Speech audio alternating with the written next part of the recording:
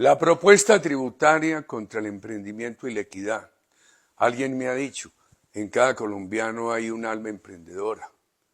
Y uno pensaría, alma emprendedora que la propuesta tributaria ayuda a anular. La tarifa de renta a las empresas bajaría al 30%, pero en un periodo de 4 años.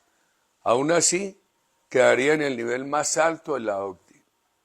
La tarifa del 27% a las pequeñas empresas sustituye el régimen simple que se propone eliminar. Este es mejor porque una pequeña empresa, pagando por sus ingresos brutos una tarifa entre el 2 y el 4%, paga todo. Con eso paga renta, IVA e ICA.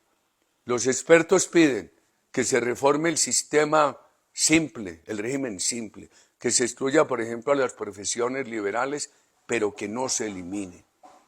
La tasa marginal más alta sobre personas naturales sube al 41%, no obstante que no es la mayor de la OCDE. Al comparar empresas y personas naturales en conjunto con otros países, quedamos muy grabados.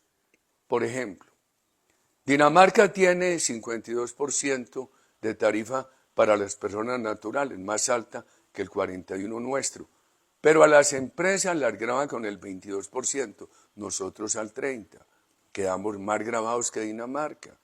En el resto de países uno encuentra, por ejemplo, Estados Unidos, Canadá, México, España, y entonces allí, cuando allí se consolida el impuesto a las empresas con el impuesto a las personas naturales, es menor esa consolidación que en Colombia.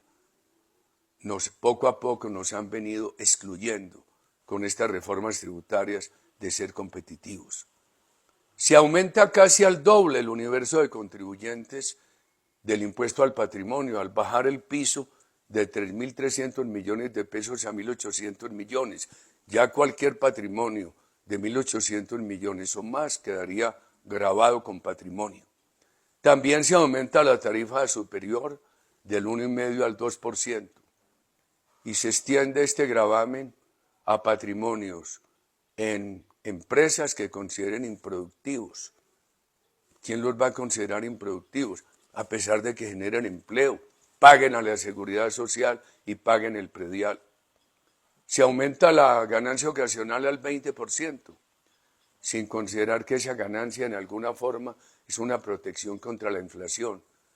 En una época estuvo muy alta, la evadían, la bajaron, quedó en el 10, la subieron al 15, ahora va para el 20, nuevamente van recuperando unas tarifas tan altas que invitan a la evasión. Y hay otro golpe a la inversión extranjera, con la elevación del impuesto presunto al 20%, por encima de la tendencia internacional del 15%. A lo anterior hay que sumar la elevación desproporcionada de catastros en algunas partes del país. La suma de estos impuestos lleva a la quiebra de inversiones. Para pagarlos habrá que liquidar activos y afectan todos los sectores de la economía y muy especialmente al agropecuario, a pesar de que sean de alta productividad. Hay temas con lógica, pero con discusiones como el IVA completo a los vehículos híbridos y a las apuestas digitales. La sustentación ambiental del impuesto al carbono choca con la proximidad de la crisis de energía y la incertidumbre del precio del gas importado. ¿Qué va a pasar con esas tarifas, con la insuficiencia nacional de gas el año entrante? ¿Qué va a pasar con 36 millones de colombianos que cocinan con gas? Hay temas atractivos como los techos solares, con cargo a recursos del subsidio tarifario, que se le da a las cuentas de energía. También que el Estado asumiría la deuda de los usuarios por congelamiento durante la pandemia. Se les congeló durante la pandemia para pagar en el futuro, conocida como la opción tarifaria. Pero el problema es de recursos. Solamente esta deuda vale alrededor de 4 billones. Por favor.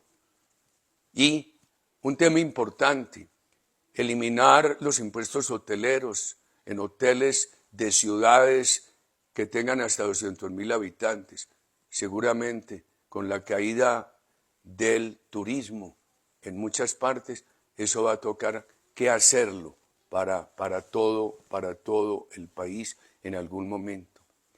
Y el problema de recursos no se resuelve sino con inversión privada, transparencia y austeridad, con un tamaño pequeño del Estado. Y es notoria la disminución de la inversión privada, también el aumento de gastos de funcionamiento en un promedio del 20% anual. Los mayores impuestos quiebran las empresas, quiebran al aparato productivo y se los gasta el burocratismo estatal. Esta reforma apunta a sostener el burocratismo estatal y no a incentivar el empleo privado, además amenazado por la reforma laboral. Un cuadro de la exposición de motivos presenta que el impacto marginal de la reforma sería del 20% en la inversión pública, óigase bien, y apenas de un 2.2% en la privada. Aquí lo que quieren es gastos de funcionamiento, inversión pública, marchitar al sector privado. Creo que esto es equivocado, porque la inversión privada es la gran dinamizadora de la economía y la única generadora de recursos para el mejoramiento social. Asociamos el crecimiento de lo privado en un país con una buena orientación de recursos, resuelve los problemas sociales. No puede ignorarse la exclusión del gasto ambiental para el cálculo de la regla fiscal.